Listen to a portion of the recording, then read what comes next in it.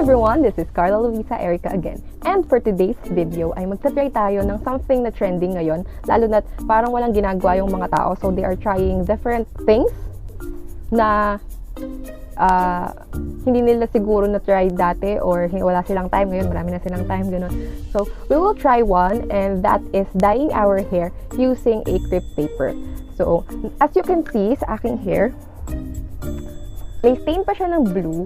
So dahil nga pink yung ikukulay ko, may chance na maging color purple siya or a violet dahil nga magmi-mix yung stains ng blue tsaka yung pink. But it will be alright for me since I am going for a more pastel color, kind of a pink or purple kung yun talaga yung kalabasan.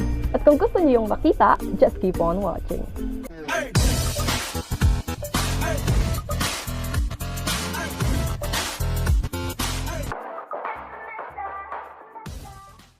So ngayon, ipapakita ko sa inyo yung mga gagamitin natin for this kind of experiment.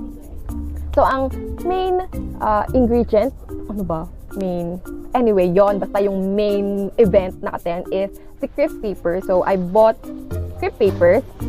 So I have a green and I have pink.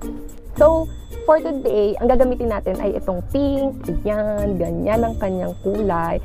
So, I bought this for 10 pesos sa Tiangge.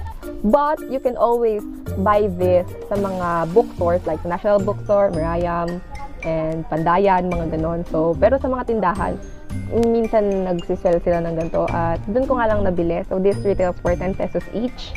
So, we'll need na a crepe paper, a scissor, a mixing bowl. So, I prefer clear ones para makikita ko talaga yung color payoff na lalabas kapag hinalo na natin siya sa hot water.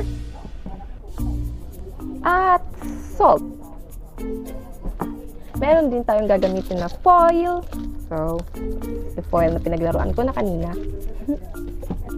Suklay at yun nga. Anyway, mag-start na tayo. I will first cut the crepe paper into little pieces. Ganyan nga yung kanyang sizes lang hanggang sa maubos ko siya at i-dissolve ko na siya sa hot water. Lalagyan ko rin siya ng pinch of salt dahil nga sa nabasa ko sa internet ay mas lumalabas daw yung kulay at mas tumatagal yung pagsistay niya sa hair kapag nilagyan natin siya ng salt. Ngayon, nag-change na ako into an old shirt na hindi ko na ginagamit. I also parted my hair into two para section-section ko siyang i-dip sa ating solution. Ayun nga ang gagawin ko. Unahin ko ang left side ng aking hair at susubukan ko na siyang i-dip sa crepe paper solution.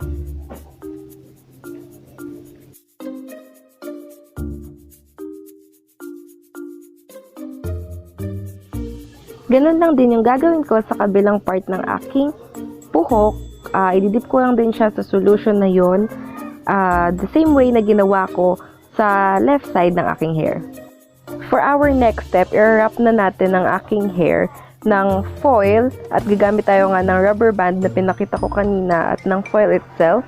So, tinatanggal ko lang yung excess na fluid sa aking hair bago ko siya ibalot ng foil.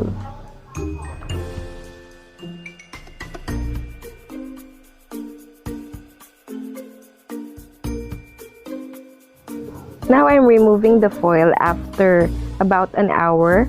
At ngayon, pagkatapos ko siyang tanggalin ay babanlawan ko lang siya without conditioner or shampoo. Just babanlawan ko lang siya para matanggal yung mga paper na dumikit sa hair ko bago ko siya i-blow dry.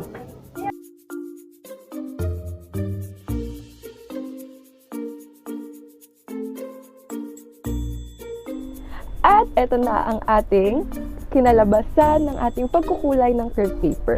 So, dahil nga sinabi ko kanina na mayroon pang stain ng blue yung hair ko, lalo sa may dito banda sa loob, kaya naging violet siya and purple dyan, pati rin sa kabila, ayan.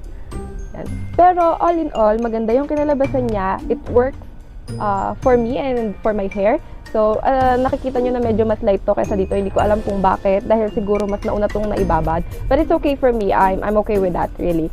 And, ayun nga, sana ay may natutunan kayo sa video na ito. If you want to recreate this, always remember lang na dapat naka-bleach yung hair nyo kasi hindi siya tatalab kung black hair lang, okay? So, ayan. Ayan, tuwan-tuwa na ako dyan kasi ang ganda-ganda niya. And anyway, sa susunod kong video ay makita nyo kung bakit ako nagkulay ng pink. So, stay tuned guys. At kung nagustuhan nyo ang video na ito, please hit the like button at huwag na huwag nyo kakalimutang mag-subscribe sa aking channel. I-ring nyo na rin ang bell para sa mga susunod kong videos ay updated kayo. Thank you so much guys for watching and see you on my next video. Bye!